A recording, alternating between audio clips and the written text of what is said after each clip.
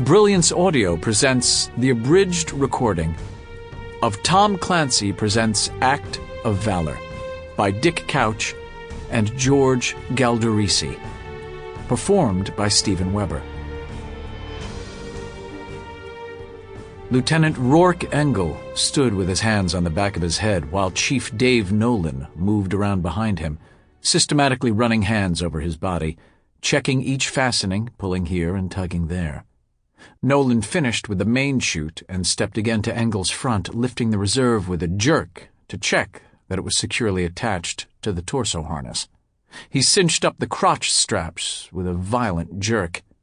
Engel winced and staggered a bit to keep his balance, but kept his hands on his head. "Feeling a little aggressive this morning, are we, Chief?"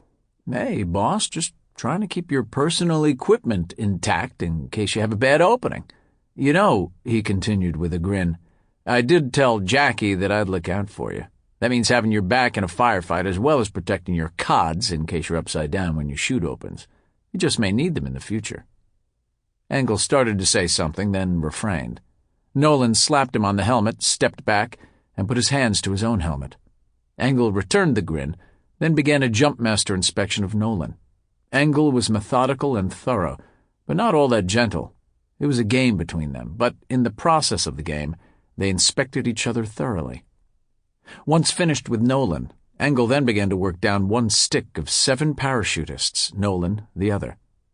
They were the other Jumpmaster qualified SEALs in the platoon, but both Engel and Nolan liked the ritual of inspecting their men. Today was one of the rare times when the platoon would jump Hollywood, meaning they would do so without equipment, and they would jump in the daytime. This evolution was a bonus jump with no training objective or requirement. The serious airborne portion of the deployment workup, which included the night equipment jumps and the water jumps that led into full mission profile training, were now behind them. Indeed, all of the pre-deployment work was behind them. Their bags were packed, so to speak, which meant that their operational equipment, weapons, dive gear, parachutes, mission support equipment, and all the rest of the necessary combat support gear that keeps a SEAL platoon in the fight while deployed, was palletized and ready for loading onto the transport aircraft.